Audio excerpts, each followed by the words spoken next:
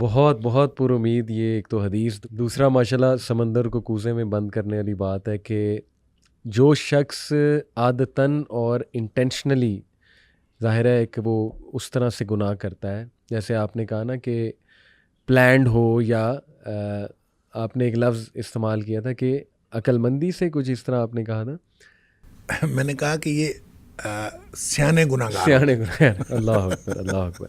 ان کو عقل مند گناہ گار کہہ لیں، چلیں. اللہ اکبر. تو وہ آپ نے بڑی خوبصورتی سے بیان کیا کہ اس کو توفیق ہی نہیں ہوتی. عام طور پہ توفیق نہیں ہوتی، اللہ تعالیٰ توفیق دے بھی دیتا ہے بعض اوقات، بالکل صحیح، لیکن بالعموم چونکہ اس نے سوچ سمجھ کر گناہ کیا ہوتا ہے، اس لیے اس کو ندامت نہیں، احساس ہی نہیں، ندامت نہیں، بالکل صحیح، تو وہ توفیق بھی نہیں ہوگی. اور دوسرا شخص جو اس کو تو ندامت لازماً ہوتی ہے، اللہ اکبر، جو ہی وہ جذبات یا حالات کی مغلوبیت سے باہر نکلتا ہے، جیسے وہ نارمل سٹیٹ میں آتا ہے، لازماً اس کو، کیونکہ اس نے اللہ سے طے کیا ہو کہ یا اللہ میں نے گناہ کوئی نہیں کرا، ہوتا اس سے بھی گناہ ہو سکتا ہے اگلے لمحے پھر گناہ ہو جائے، صحیح صحیح، ہو سکتا ہے اگلے لمحے پھر گناہ ہو جائے، لیکن ایک دفعہ اس کو فوراً وہ ندامت اور شرمندگی ہوتی ہے، اور وہ اللہ کو پسند. بہت بہت پر امید شیخ. یہی جو سورہ آل عمران میں آیت نمبر 133 آنورڈز ہے، اللہ تعالیٰ جنتیوں کی خوبیاں بتاتے ہوئے کچھ خوبیاں بیان کرتے نا کہ وہ کاظمین الغیظ، غصے کو پی جاتے ہیں، لوگوں کو معاف کرتے ہیں. پھر یہ کہ وہ جب ان سے کوئی گناہ ہو جائے، فحش کام ہو جائے، تو وہ اللہ کا ذکر فوراً اللہ کو یاد کرتے ہیں، اور کون ہے جو اللہ کے علاوہ گناہ جو ہے وہ معاف کر سکتا ہے. تو یعنی جنتی ہو گئی وہ جو گناہ گار ہے، ظاہر ہے وہ گناہوں کی معافی مانگ کے سبحان اللہ اللہ کی رحمت سے جنت میں گیا ہوگا.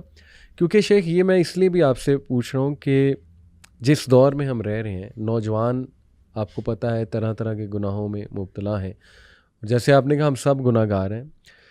تو یہ سوال بار بار آتا ہے کہ میں نے یہ گناہ کیا، توبہ کی، پھر ریپیٹ کیا، پھر توبہ کی، پھر ریپیٹ کیا، پھر توبہ کی، پھر ریپیٹ کیا، آخر کب تک؟ مطلب میں کیا کروں؟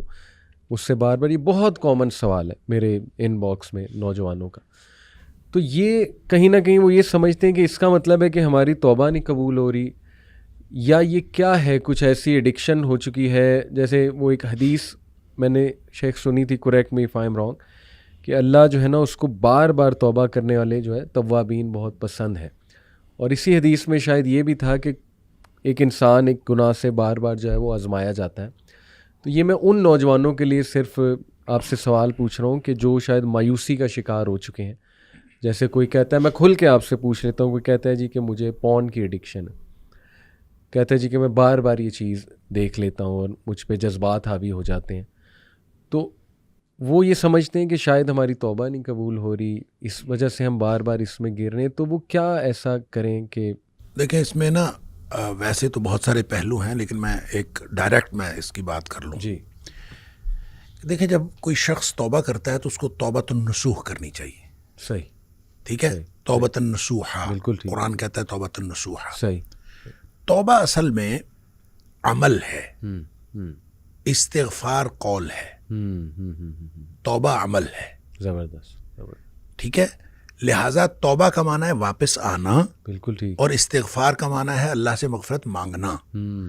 تو دونوں کام اس کو کرنے پڑیں گے. اللہ اکبر. ایک تو وہ یہ کام کرے گا جب اس کو احساس گناہ ہے، تو ایک تو کرے گا یا اللہ مجھے معاف کر، بالکل ٹھیک، رب اغفر لی.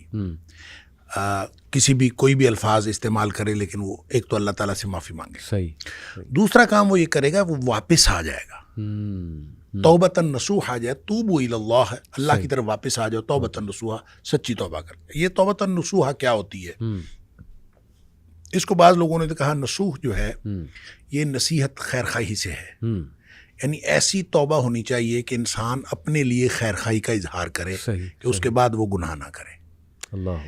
دوسرا توبۃ النصوح اس اعتبار سے ہے کہ ایک عربی میں اصطلاح استعمال ہوتی ہے عسل الناصح، صحیح، یعنی شفاف شہد. تو توبہ اتنی شفاف ہونی چاہیے کہ اس کے اندر کوئی کنٹامینیشن نہیں ہونی چاہیے، سبحان کہ جیسے شفاف شہد ہوتا ہے اس طرح کی ہونی چاہیے. اور تیسرا اس کا مفہوم توبہ نصوح کے حوالے سے کہ نصاحت الصوب ایک لفظ استعمال ہوتا ہے کہ کپڑے کو رفو کرنا، کہ جس کے اندر کوئی کٹ لگ گیا ہے تو اس کو رفو کر کے وہ کٹ جو ہے وہ پورا پر کر دینا. کیا بات. تو گویا اب آپ نے جو توبہ کرنی ہے وہ ان تینوں میں سے کسی پہلو کو کور کرتی ہوگی تو وہ توبۃ النصوحہ ہے. صحیح. اچھا، اس کو ایک امام بغوی علیہ الرحمہ نے ایک حضرت معاذ بن جبل رضی اللہ تعالیٰ عنہ کے حوالے سے ایک روایت نقل کی ہے. مجھے نہیں پتا اس کی جو اوریجنل جو اس کی سند ہے اس کی اسنادی حیثیت کیا ہے، لیکن امام بغوی علیہ الرحمہ نے نقل کی ہے کہ حضرت معاذ کہتے ہیں کہ میں نے نبی پاک صلی اللہ علیہ وسلم سے پوچھا کہ توبۃ النصوح کیا ہوتی ہے. تو انہوں نے کہا کہ توبۃ النصوح یہ ہے کہ اللہ سے اس طرح سے توبہ کرنا اور اس طرح سے ندامت کا اظہار کرنا کہ جس گناہ کے بارے میں آپ توبہ کر رہے ہیں اس گناہ کے بارے میں آپ کا عزم یہ ہو کہ میں کبھی اس گناہ کی طرف دوبارہ نہیں لوٹوں گا.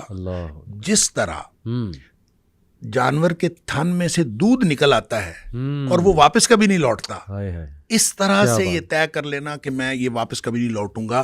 یہ مثال دی کہ اس طرح سے انسان طے کرے کہ میں نے واپس نہیں لوٹنا، تو وہ توبۃ النصوح ہوتی ہے.